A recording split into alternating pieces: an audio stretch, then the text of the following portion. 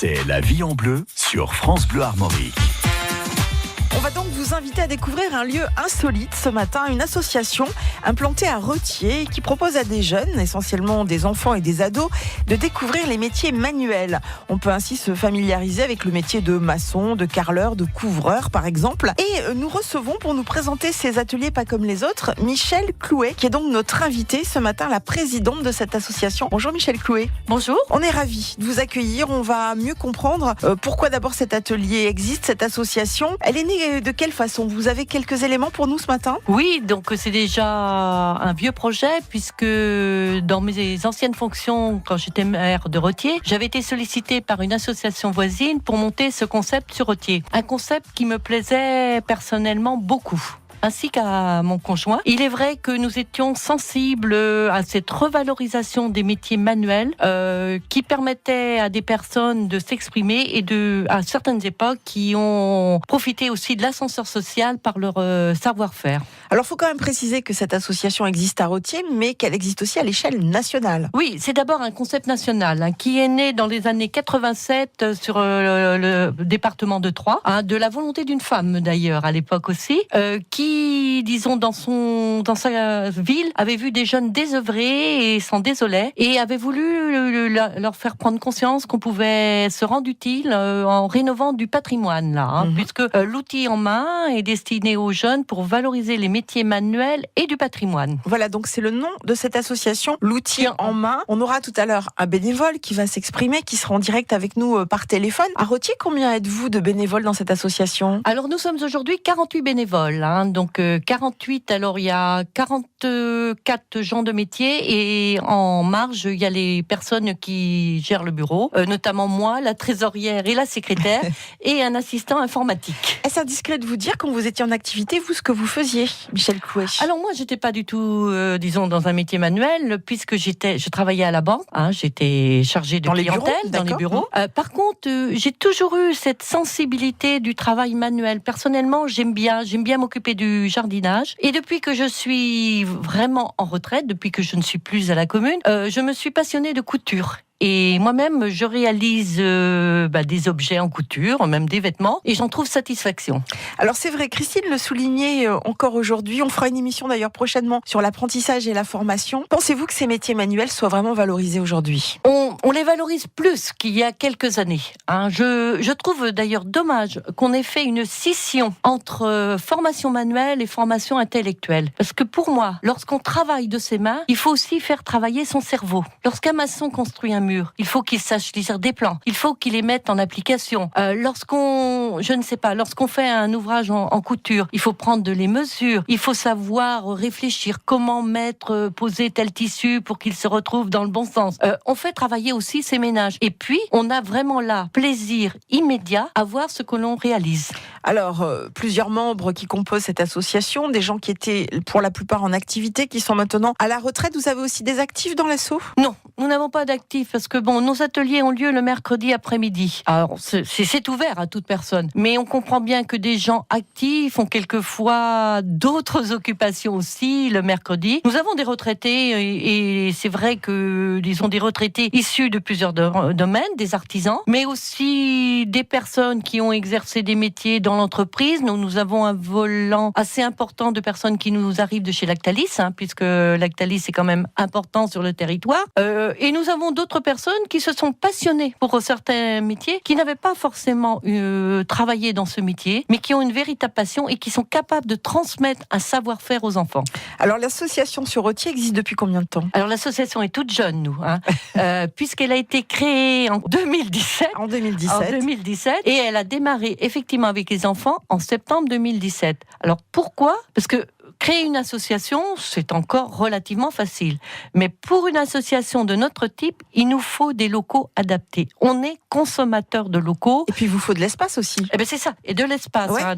Disons pour nous, avec aujourd'hui 9 ateliers, il nous faut 200 mètres carrés, puisque 4 enfants par atelier, 3 ou 4 adultes, il faut pouvoir travailler autour, utiliser les machines. Et donc c'est vrai qu'on est consommateur d'espace, un espace qui est immobilisé une journée par semaine, qu'on peut partager avec d'autres, éventuellement. Mais il faut déjà pouvoir disposer de cet espace et c'est ce qui crée beaucoup de difficultés aux associations pour se mettre en marche. Bon, on va voir tout cela avec vous, on va voir comment ça fonctionne, qui sont ces jeunes qui viennent vous voir, à partir de quel âge, est-ce que ça crée un engouement tout de suite dès que l'association s'est installée à Retiers, on va vous expliquer tout cela. Nous serons avec Jean-Paul Solé tout à l'heure, il est membre de cette association. À la base, il était électricien industriel, il a envie de transmettre aujourd'hui ce qu'il a pu apprendre pendant toutes ces années. On aura également des jeunes, des ados qui viendront témoigner aux alentours de 9h35. Et puis, si vous-même vous vous sentez concerné aujourd'hui par ce sujet, pour vous c'est important la transmission parce que quelqu'un vous a donné l'amour du métier que vous exercez. De quelle façon ça nous intéresse ou vous avez-vous envie de transmettre en tant que professionnel? Vous pouvez aussi témoigner et nous appeler. Chloé, elle est la présidente d'une association implantée à Retiers qui s'appelle l'Outil en main, des adultes qui transmettent leur savoir professionnel à des jeunes, des enfants, des adolescents. Michel, de quel âge à peu près pour les enfants? Alors, de toute façon, c'est de 9 à 14 ans puisque c'est le concept national. D'accord, de 9 à 14 ans. Alors Paul, qui est également avec nous, que vous connaissez, qui est membre de cette association. Paul Solé est également avec nous en ligne. Vous le connaissez, vous. Michel Clouet, il est membre de l'association L'Outil en main que nous vous présentons ce matin dans l'Avion Bleu. Bonjour Jean-Paul.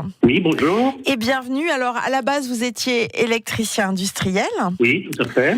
Qu'est-ce qui vous a motivé? Pourquoi vous êtes-vous retrouvé dans cette association? Déjà, l'association, on l'a découverte un soir de novembre à l'appel de quelques personnes, dont Michel Clouet et son mari, qui nous ont fait découvrir cette association avec des représentants de la Guerche et de Châteaubourg. Et ce qui nous a plu, nous, c'était en fait de transmettre nos connaissances, d'éveiller et d'initier les enfants aux travaux manuels avec le respect de l'outil, le respect des métiers, le respect du travail bien fait. Et le fait de découvrir et de découvrir le plaisir de réaliser des objets manuels, des objets que les enfants emportent chez eux. Notre rôle étant bien sûr de faire et surtout pas de faire à leur place. C'est très valorisant pour eux, mais pour nous aussi. Il y a un bel échange. Racontez-nous, Jean-Paul, comment se déroule un atelier? Donc les jeunes arrivent l'après-midi et comment ça se passe? Alors nous, au niveau de l'atelier électrique, donc moi je suis responsable de cet atelier électrique avec 5 autres professionnels, dont 4 sont issus de l'industrie et 2 des anciens artisans. Donc nous, on leur a préparé un petit tableau électrique avec une alimentation par pile, un disjoncteur, une lampe et deux interrupteurs va-et-vient. Donc on leur fait faire un schéma sur un tableau. On commence par un simple allumage. Ensuite, avec ce tableau, ils réalisent un câblage avec des fils électriques, avec du vrai matériel, en respectant les couleurs conventionnelles des fils. Ils réalisent ce petit câblage, d'abord en simple allumage, et on fait un essai. D'accord. Et quand ça s'allume, ça veut dire que c'est bon. Oui, on passe après au va-et-vient, qui est un petit peu plus compliqué. Donc toujours après un schéma au tableau. Oui. Et quand c'est réalisé, on essaie. Donc si ça fonctionne pas, ils recommencent.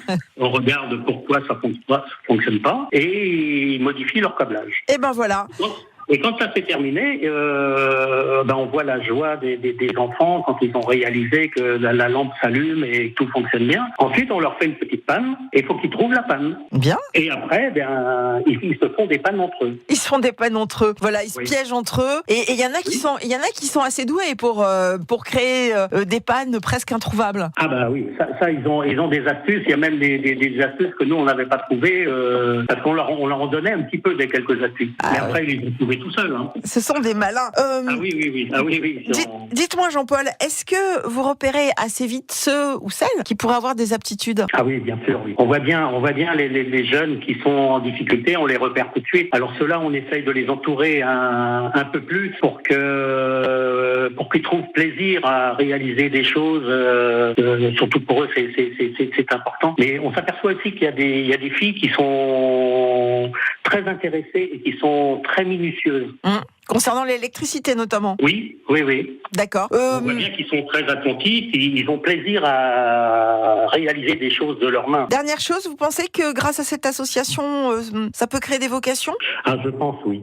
je pense. On sent qu'il y a déjà des jeunes qui sont intéressés par quelques métiers. Bien, écoutez, voilà, ça permet de découvrir, grâce à vous, en particulier, le métier d'électricien. Merci Jean-Paul Solé pour ce témoignage ce matin. Merci également. Et tout à l'heure, on écoutera deux jeunes que vous connaissez sûrement. Il s'agit de Lucas et puis également Méven, c'est ça, qui eux participent à ces ateliers et qui apporteront leur témoignage. Bonne journée à vous Jean-Paul et à bientôt. Merci, bonne journée également. Merci, au revoir. Avec notre invitée Michèle Clouet, la présidente de l'association L'Outil en main, qui existe à Rothier, mais pas seulement. Il y a d'autres points en Bretagne où l'on retrouve cette association. Nous aurons dans un instant deux jeunes qui prennent, on va pas dire des cours, mais qui suivent des ateliers, qui s'initient. Voilà, par le biais de cette association à Rothier, on aura donc le témoignage de Lucas et de Méven. Mais Paul est également avec nous aujourd'hui. Vous êtes également membre de cette association L'Outil en main. Bonjour Paul. Oui, bonjour madame. Alors moi c'est Véronique, on fait ça dans la plus pure convivialité, c'est mieux. Michèle Clouet est notre invité aujourd'hui. Paul, il y a également cette association à Talensac ? Non, à Montfort-sur-Meule. À Montfort, d'accord. Et vous faites partie des bénévoles ? Oui, je fais partie des bénévoles depuis 11 ans, oui. Ah, 11 ans aujourd'hui. Alors, quel est le métier que vous avez envie de transmettre ? Alors moi, j'ai d'abord été menuisier, voilà. Ma formation c'est menuisier, après j'ai été ponceur de parquet et maintenant je suis tourneur sur bois. Donc le poste que j'occupe, c'est tourneur sur bois à L'Outil en main. Bien, vous êtes aujourd'hui à la retraite ou encore en activité ?